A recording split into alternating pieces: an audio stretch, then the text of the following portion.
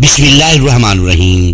حضرت خالد بن ولید تاریخ اسلامی کے ماتھے کا جومر ہیں کہ جن کے محیر العقول اور ولولہ انگیز جنگی کارنامے دیکھ کر ماہرین حرب و ضرب انگشت بد نداں رہ گئے، جن کے برق رفتار حملوں اور لگاتار فتوحات نے دنیا کو ورطائے حیرت میں ڈال دیا۔ حضرت خالد بن ولید ملت اسلامیہ کا وہ عظیم جرنیل کہ جنہوں نے کیسر و کسرا کے تخت و تاج کو پامال کر ڈالا، روم ایران کے شاہی محلات اپنے گھوڑوں کی ٹاپ سے روند ڈالے، جن کی تلوار کی زد سے بڑے بڑے نامور سورما گھبرائیں اور کوئی مقابلے پر نہ آئے، جن کا نام کفار کے دلوں کو دہشت زدہ کر دے۔ خالد بن ولید رضی اللہ تعالی عنہ اللہ کی وہ تلوار کہ جو کفار مشرکین مرتدین یہود و انصارہ اور مجوسیوں پر اللہ کا قہر بن کر نازل ہوئی، جن کے نام سے کفر کے ایوانوں میں لرزہ طاری ہو جائے، جو سبز آندھی بن کر چھائے اور جنگ کے میدانوں میں لاشوں کے ڈھیر اور سروں کے مچان بنا دے، جن کے ہاتھوں کی طاقت سے برہنہ شمشیریں بھی ٹوٹ کر بکھر جائیں، جنہوں نے ملت اسلامیہ کی سرحدوں کو آدھی دنیا تک پھیلا دیا۔ خالد بن ولید رضی اللہ تعالی عنہ عظمت و ہمت، عمل و بیداری، شجاعت و بہادری، طاقت و جوان مردی کا عظیم پیکر، جن کا وجود فتح کی علامت، نصرت کا نشان، مسلمانوں کی آن، مجاہدین کی شان، اللہ کے نبی صلی اللہ علیہ وآلہ وسلم کا پیارا، صدیق اکبر رضی اللہ تعالی عنہ کی آنکھوں کا تارا، حلقۂ یارہ میں ریشم کی طرح نرم، رزم حق کو باطل میں فولاد کی طرح سخت، فتح و نصرت جس کی قدم بوسی کے لیے دیدہ و دل فراش راہ کر دے، کامیابیاں جس کی منتظر ہوں، عاجزی و انکساری اور اطاعت و فرمان برداری کا یہ عالم کے امیر المومنین فاروق اعظم رضی اللہ تعالی عنہ جب معزول کرتے تو لمحہ بھر میں سپہ سالار سے سپاہی بن کر رہتی دنیا تک کے لیے مثال بن گئے۔ خالد بن ولید رضی اللہ تعالی عنہ مسلمانوں کے وہ ہیرو کے آج بھی جن کا نام لہو کو گرم اور دلوں کی دھڑکنوں کو تیز کر دیتا ہے۔ پیارے ناظرین، مضبوط چاق و چوبند جسم، دراز قد، سرخیوں سفید اور روشن چہرہ، چوڑا اور کشادہ سینہ، چمکتی عقابی آنکھیں، شہ سواری، نیزہ بازی، تیر اندازی اور شمشیر زنی کا جادوگر، جنگی حکمت عملی اور سیاسی چالوں کا ماہر، بے خوف نڈر بہادر، جری پاک دامن، شریف النفس عبادت گزار، قسمت کا دھنی، برق رفتار، آتش جواں، شعلہ بیاں جرنیل حضرت خالد بن ولید قبیلہ بنو مخزوم کے سردار اور قریش کے بااثر رئیس ولید بن مغیرہ کے گھر پیدا ہوئے۔ آپ رضی اللہ تعالی عنہ کے والد ولید بن مغیرہ اور طائف گئے۔ عروہ بن مسعود ثقفی کا شمار ایسے معززین میں ہوتا تھا کہ جن کے بارے میں قریش کہا کرتے تھے، اگر اللہ کو قرآن نازل کرنا ہی تھا تو ان پر کیوں نہ کیا۔ اسی بات کو اللہ تعالیٰ نے قرآن کریم کی سورہ الزخرف میں بیان فرمایا ہے۔ آپ رضی اللہ تعالی عنہ کا سلسلہ نسب یوں ہے: خالد بن ولید رضی اللہ تعالی عنہ بن مغیرہ بن عبداللہ بن عمر بن مخزوم القریش المخزومی۔ آپ رضی اللہ تعالی عنہ کی والدہ کا نام لبابہ صغرا ہے، جو رسول اللہ صلی اللہ علیہ وآلہ وسلم کی زوجہ ام المومنین حضرت میمونہ رضی اللہ تعالی عنہ کی ہمشیرہ تھیں۔ بارگاہ رسالت صلی اللہ علیہ وآلہ وسلم سے آپ رضی اللہ تعالی عنہ کو سیف اللہ کا خطاب عطا ہوا۔ حارث بن ہشام روایت کرتے ہیں کہ میں نے حضرت خالد بن ولید رضی اللہ تعالی عنہ کو کہتے سنا کہ اسلام قبول کرنے سے پہلے میں تقریباً ہر معرکے میں حضرت صلی اللہ علیہ وآلہ وسلم کے سامنے نئے عزم و ولولے کے ساتھ آتا، لیکن ہر مرتبہ کچھ اس طرح میرے دل پہ آپ کا رعب اور دبدبا طاری ہوتا کہ میرے حوصلے پست ہو جاتے، اور مجھے یوں محسوس ہوتا کہ جیسے کوئی غیبی طاقت ان صلی اللہ علیہ وآلہ وسلم کی حفاظت فرما رہی ہے۔ بس مجھے یقین ہو گیا کہ یہ لوگ پوری دنیا پر غالب آ جائیں گے۔ طبقات ابن سعید۔ حضرت خالد بن ولید رضی اللہ تعالی عنہ قبول اسلام کا واقعہ بیان کرتے ہوئے کہتے ہیں کہ غزوہ خندق کے بعد ایک دن مجھے اپنے بھائی کا خط ملا، جس میں انہوں نے لکھا کہ اے میرے پیارے بھائی، رسول صلی اللہ علیہ وآلہ وسلم نے مجھ سے دریافت کیا کہ خالد کہاں ہے۔ میں نے عرض کیا یا رسول اللہ صلی اللہ علیہ وآلہ وسلم، انشاءاللہ وہ بہت جلد آپ صلی اللہ علیہ وآلہ وسلم کے قدموں میں ہوگا۔ اس خط کے بعد ایک دن میں نے خواب میں دیکھا کہ میں تنگ و تاریک بھیانک جگہ سے ایک سرسبز و شاداب اور کھلے میدان کی طرف جا رہا ہوں۔ میری آنکھ کھلی تو میری دنیا بدل چکی تھی۔ میں نے عثمان بن طلحہ رضی اللہ تعالی عنہ سے مدینہ جانے کا کہا تو وہ خوشی خوشی میرے ساتھ جانے پر رضامند ہو گئے، اور ہم اللہ کی راہ میں نکل کھڑے ہوئے۔ ابھی ہم کچھ ہی دور گئے تھے کہ ہمیں عمرو بن عاص بھی مل گئے، وہ بھی اسی مقصد کے لیے مدینہ جا رہے تھے۔ چنانچہ ہم نے اپنے آپ کو بارگاہ رسالت صلی اللہ علیہ وآلہ وسلم میں پیش کر دیا۔ سرکار دو عالم صلی اللہ علیہ وآلہ وسلم نے فرط محبت سے صحابہ کرام رضی اللہ تعالی عنہ سے فرمایا، مکہ نے اپنے جگر گوشے تمہاری جانب پھینک دیے ہیں۔ میرے اسلام قبول کرنے پر حضرت صلی اللہ علیہ وآلہ وسلم نے فرمایا، خالد رضی اللہ تعالی عنہ، تمہاری عقل و دانش اور فہم و فراست کی بنا پر مجھے قوی امید تھی کہ تم ایک نہ ایک دن ضرور مسلمان ہو جاؤ گے۔ دنیا حضرت خالد بن ولید رضی اللہ تعالی عنہ کو ایک نامور جرنیل و فاتح کے طور پر جانتی ہے، اور کم ہی لوگوں کو علم ہے کہ حضرت صلی اللہ علیہ وآلہ وسلم نے انہیں کاتب وحی کے منصب پر فائز فرمایا تھا۔ مختلف کتب میں آپ رضی اللہ تعالی عنہ کے کاتب وحی ہونے کا ذکر صراحت سے موجود ہے۔ رسول اللہ صلی اللہ علیہ وآلہ وسلم کی حیات مبارکہ میں سب سے خون ریز معرکہ 8 ہجری میں شام کے سرحدی علاقے موجودہ اردن بلقاء کے قریب موتا نامی بستی میں پیش آیا، جس میں حضرت خالد بن ولید رضی اللہ تعالی عنہ مسلمان ہونے کے بعد پہلی مرتبہ ایک سپاہی کی حیثیت سے شریک ہوئے۔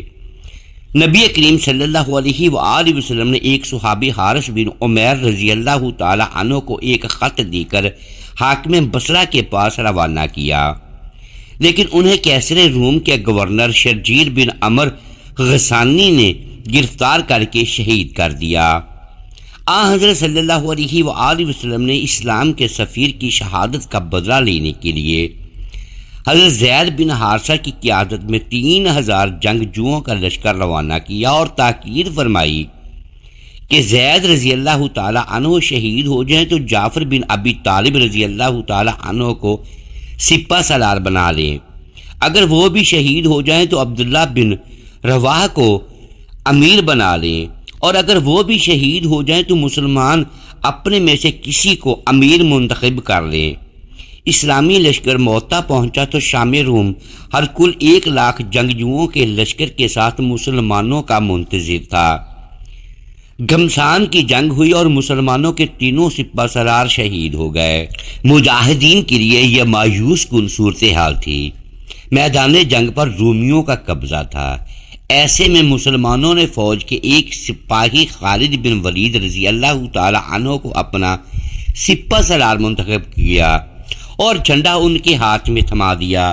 حضرت خالد بن ولید رضی اللہ تعالی عنہ نے میدان جنگ میں ایک پرجوش اور ولولہ انگیز تقریر کی اور اچانک رومیوں پر بھرپور حملہ کر دیا۔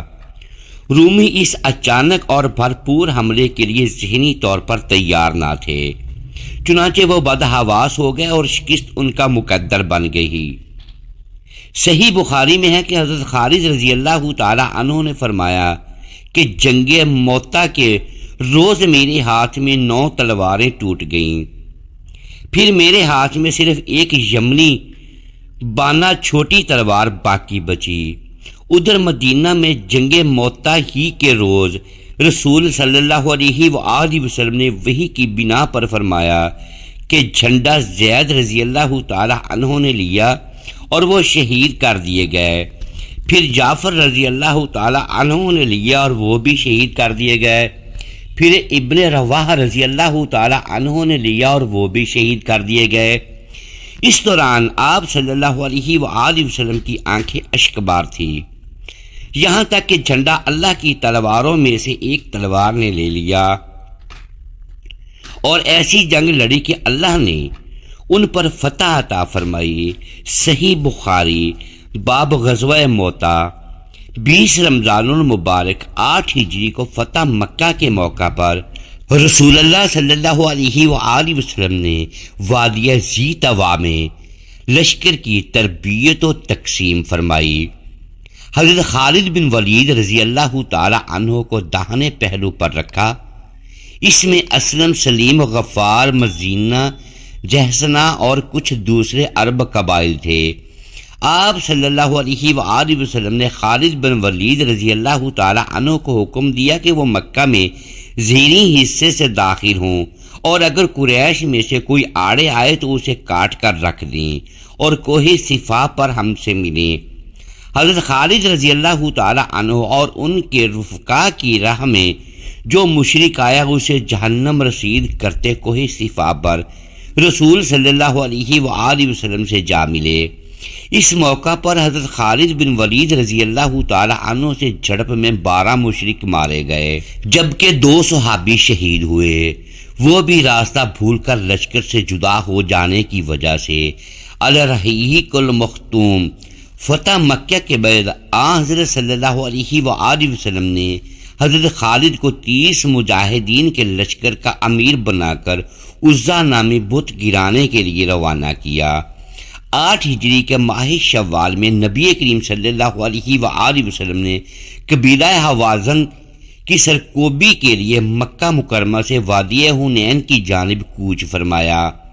آپ صلی اللہ علیہ وآلہ وسلم کے ساتھ 12,000 جنگجو تھے، 10,000 وہ جو فتح مکہ کے وقت آپ صلی اللہ علیہ وآلہ وسلم کے ہمراہ تھے، اور 2,000 مکہ کے 9 مسلم حضرت خالد بن ولید رضی اللہ تعالی عنہ بھی ایک لشکر کے سالار کی حیثیت سے ساتھ تھے۔ اللہ نے مسلمانوں کو فتح نصیب فرمائی اور بہت سا مال غنیمت ہاتھ آیا۔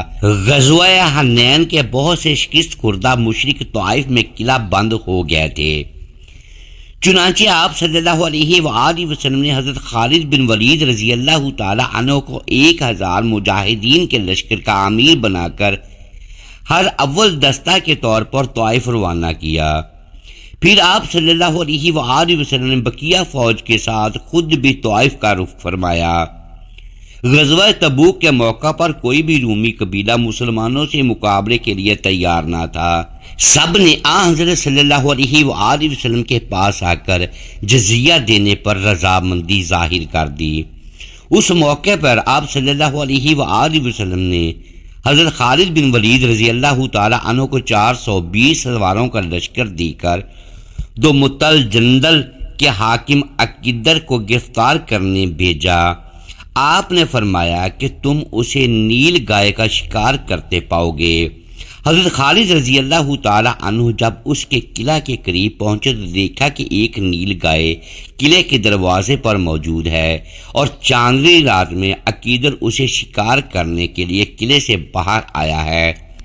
حضرت خالد رضی اللہ تعالی عنہ نے اسی وقت اسے گرفتار کر کے حضور صلی اللہ علیہ وآلہ وسلم کی خدمت میں پیش کر دیا۔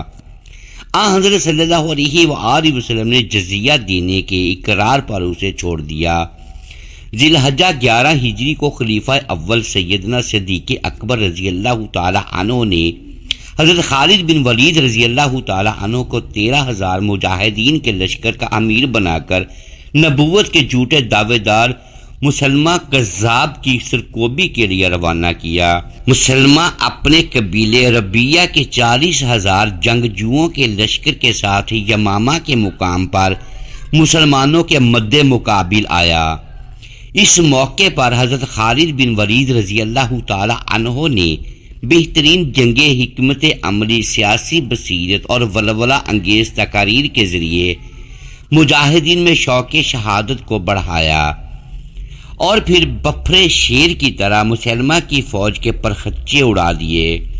حضرت حمزہ رضی اللہ تعالی عنہ کے قاتل وحشی نے اپنا نیزہ مسلمہ کے سینے میں اتار کر اسے جہنم رسید کر دیا۔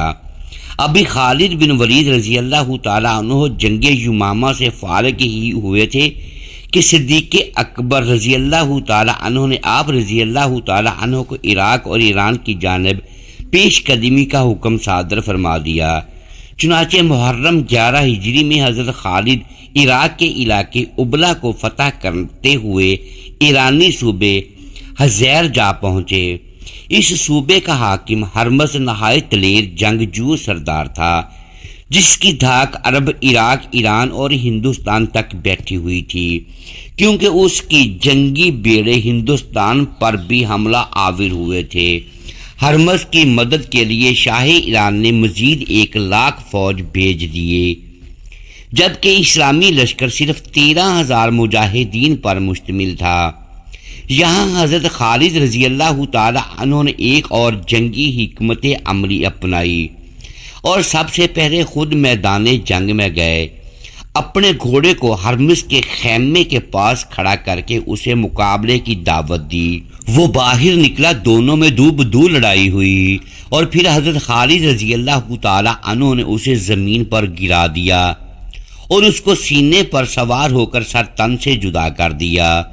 یہ سب اتنا اچانک اور تیزی سے ہوا کہ ایرانی فوج بدحواس ہو کر بھاگ نکلی۔ اس جنگ میں بہت زیادہ مال غنیمت اور ہیرے جواہرات مسلمانوں کے ہاتھ لگے۔ حضرت خالد رضی اللہ تعالی عنہ نے عراق میں 2 سال قیام کیا۔ فوج اور سامان حرب کی قلت کے باوجود ان 2 برسوں میں 15 جنگیں لڑیں اور سرزمین عراق کو دشمنوں سے پاک کر دیا۔ حضرت خالد بن ولید رضی اللہ تعالی عنہ کی قیادت میں لڑی جانے والی اس جنگ میں رومی جرنیل باہان 2,40,000 کا لشکر لے کر میدان میں اترا، جبکہ مجاہدین کی تعداد صرف 40,000 تھی۔ مسلمان نہایت جم کر لڑے اور فتح نصیب ہوئی۔ اس جنگ میں 1,30,000 رومی مارے گئے۔ جب حضرت خالد بن ولید رضی اللہ تعالی عنہ نے زہر پھانک لیا، تاریخ اسلام کا وہ واقعہ جس سے دیکھ کر دشمنوں کے دل پر ہیبت طاری ہو گئی کہ مسلمان تو صدیق اکبر رضی اللہ تعالی عنہ کے دور خلافت میں حضرت خالد بن ولید رضی اللہ تعالی عنہ کے زیر کمان مسلمانوں کا لشکر مختلف ممالک میں فتوحاتی اسلامی کے ڈنکے بجا رہا تھا اور اللہ تعالیٰ کی فتح و نصرت کے پرچم اٹھا رہا تھا۔ اسی سلسلہ میں شہر ہیرا کے باغیوں کی شرارت تو عہد شکنی کی خبر پا کر حضرت خالد بن ولید رضی اللہ تعالی عنہ نے ہیرا کا رخ کیا۔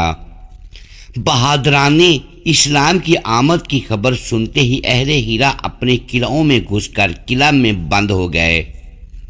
حضرت خالد بن ولید رضی اللہ تعالی عنہ نے سب قلعوں کو چاروں طرف سے محصور کر لیا اور کئی ایک شب و روز تک قلعوں کو گھیرے رکھا اور لڑائی اس لیے نہ چھیڑی کہ شاید یہ لوگ راہ راست پر آ جائیں، لیکن جب ان کی طرف سے کوئی ایسی تحریک نہ دیکھی تو حضرت خالد رضی اللہ تعالی عنہ نے حملہ کر کے شہر کی آبادی اور اس کے اندر کنسیوں پر قبضہ کر لیا۔ قبضہ کر لینے کے بعد عمرو بن عبد المسیح جو کہ نہایت بوڑھا پیر فانی تھا اپنے قلعے سے نکل آیا۔ مسلمانوں نے اسے حضرت خالد بن ولید رضی اللہ تعالی عنہ کے سامنے پیش کیا۔ حضرت خالد بن ولید رضی اللہ تعالی عنہ نے عمرو بن مسیح کی طرف توجہ فرمائی اور دریافت فرمایا، کیا تمہاری عمر کتنی ہے؟ عمرو نے کہا 100 برس۔ بوڑھے کے ہمراہ ہی خادم کے پاس ایک زہر کی پڑیا نکلی۔ اس پر حضرت خالد نے پوچھا، اسے ساتھ کیوں لائے ہو؟ اس نے کہا، اس خیال سے اگر تم نے میری قوم کے ساتھ اچھا سلوک نہ کیا تو میں اسے کھا کر مر جاؤں اور اپنی قوم کی ذلت و تباہی نہ دیکھوں۔ حضرت خالد بن ولید رضی اللہ تعالی عنہ نے اس پر پڑیا سے زہر نکال کر اپنی ہتھیلی پر رکھا اور اس سے کہا، بے موت کوئی نہیں مرتا، اگر موت کا وقت نہ آیا ہو تو زہر بھی اپنا کچھ اثر نہیں کر سکتا۔ یہ کہہ کر حضرت خالد رضی اللہ تعالی عنہ نے بسم اللہ خیر السما رب الارض والسماء ذیل امر ماء اسماء الدار رحمان الرحیم یہ کلمات ادا کر کے وہ زہر پھانک لیا۔ اس بوڑھے کافر نے یہ اعتقاد اور خدا پر اعتماد کا منظر دیکھا تو ششدر رہ گیا، اور وہ تمام لوگ بھی حیران رہ گئے جو قلعوں سے نکل آئے تھے۔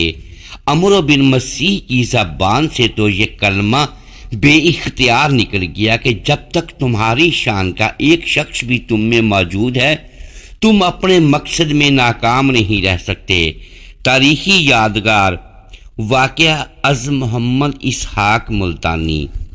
وہ 21 ہجری کی ایک غمناک رات تھی جب حمص شہر میں بستر مرگ پر لیٹے ہوئے دنیا کے سب سے عظیم سپہ سالار اور فاتح حسرت و یاس کی تصویر بنے کہہ رہے تھے، اللہ گواہ ہے کہ میں نے 100 سے زیادہ جنگوں میں شرکت کی، میرے جسم کا کوئی حصہ ایسا نہیں جہاں تیر کے نشان اور نیزے کے گھاؤ نہ ہوں، مگر ہائے افسوس کہ آج میں میدان جنگ کی بجائے بستر مرگ پر مر رہا ہوں۔